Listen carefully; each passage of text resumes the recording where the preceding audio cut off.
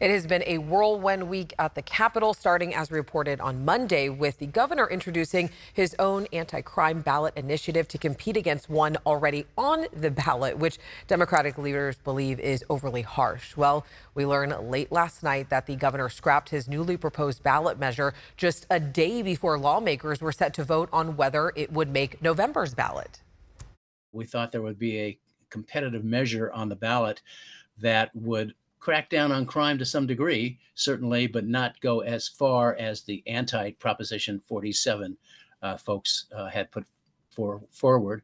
And I think in some circles, the feeling was, well, you have two competing measures on there that might confuse the voters and maybe they'll vote no on everything. The measure that will still go before voters is set to roll back Prop 47, passed by voters in 2014 with nearly 60% of the vote. Prop 47 was a ballot measure that reduced certain theft and drug possession offenses from felonies to misdemeanors to help address overcrowding in prisons. In recent years, critics have blamed Prop 47 for the rise in crime, saying California is too lax on criminals. You don't want to be considered soft on crime. And so Democrats have to get with that program also. You remember this is an election year.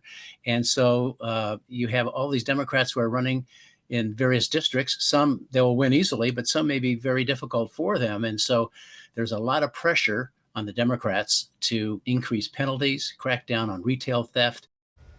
All right, I want to go ahead and bring in Becca Habecker. She has been following this very closely for us. Becca, the ballot initiative, this is not the only effort to reduce crime this legislative season, right? Yeah, right. You know, earlier this session, state lawmakers introduced a public safety package of 14 bills addressing everything from retail theft and the fentanyl crisis to rehab and treatment. And now those are making their way through the state house. I've asked Democratic leaders what will happen if these bills and the ballot measure rolling back Prop 47, what if they both pass? Will there be conflicting policy?